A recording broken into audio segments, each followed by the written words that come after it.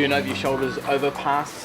Just tell us, how's he going? Yeah, he's going really well, and good to have you guys over here. And no, he's just getting a bit of a haircut and tidy up for Saturday, so looking forward to it, and hopefully he can look his best and run his best, more importantly. Yeah, we've just seen him have trot ups as well. Just tell us about that process. Yeah, it's just it's something we do every week with the whole team, really. The vet, the farrier, my foreman, my racing manager, and as much as anything, just go through every horse, see, firstly make sure they're sound, how they're looking, how they're eating, how they're coping, and just make sure we're all on the same page. It's very important. So without a good team, you're nothing, and thankfully I've got a really good vet, a really good farrier, and a great team around me. Yep, he trotted up fine.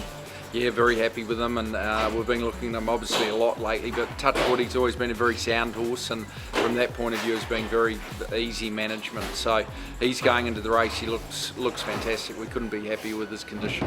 What did you make of his run in the Premier last night? Yeah, I thought obviously his run first up was outstanding, and then last time I think he prefers a better track. Not necessarily a good track, just last time was a genuine heavy. He's better on top of that. Well, it was soft prior to that, so I'm just hoping the track dries out a little bit. And he just got lost on the corner a little bit, so we're putting the winkers on, and he's done plenty of work with them since, and he seems to be going well, and maybe that little bit sharper. So Rachel's been riding him in work, she's been happy with how he's going. What can we expect from him on Saturday? I think he's got that natural speed, so I'm hoping he can use that and utilise probably a pretty good gate 6. There looks to be a heap of speed outside and inside, so for once he might not have to do the work. The last couple of starts he sort of had to roll forward. I think he should be able to hopefully get a bit of cover and relax, and it's going to be a high tempo, fast race, as you'd expect for an Everest, but I think this year tactically it's going to be interesting. And what about Shades of Rose? She's obviously flying. How does the step up in company suit with her? Yeah, it is a big step up, no doubt about it. And she had a short break after her last run, but her work on Tuesday was excellent. She had a really good trial last week. She's a winner. She's won 7 of 9, so you can't knock that.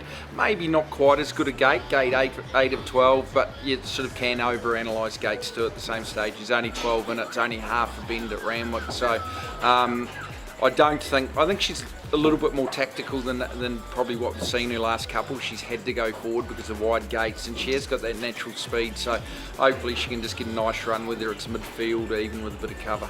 Obviously the first person to scale the Everest was a Kiwi. What about a Kiwi win this Saturday? Yeah, well, that's right, and of course the other Kiwi, Chris Waller and James McDonald, the two dominant Kiwis in Sydney, they've been there too, so no, we definitely keep the Aussies honest about that. So no, it would be great to be there. It's obviously a big race now worldwide, and in Sydney it's going to be a really big day. It's going to be an electric day. I think it'll be a sellout, and it'll be a great atmosphere, so it's great to be involved. One thing, you might be underplaying just how dominant you are here now. I think 5 winners from your last 10 runners, and you really are a big player in Sydney now. How's that come about?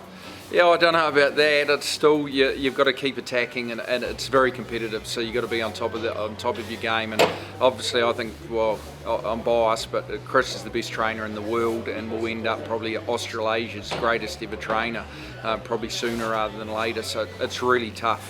And then you throw in, even at Warwick Farm here, we've got Annabelle Neesham here, Kieran Maher, Chris is here as well. You've got the likes of Gary Portelli and Matthew Smith, so it's a tough trainers tower here, and Godolphin, without suddenly looking at Rosehill and Randwick. So it's really tough racing. You've got to be on the ball, and if your horses aren't quite there and you run them in town, they get exposed very quickly. Okay, outside the Everest this weekend, you've got runners in other feature races. What can we look forward to from the stable?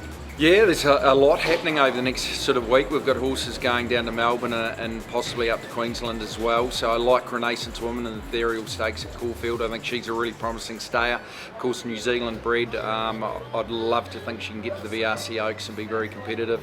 Arapahoe's going around in the St Ledger. He's possibly a runner in the Melbourne Cup. He's been up for a long time, but he's going well. We've got a few other runners, Wingardium, Ita.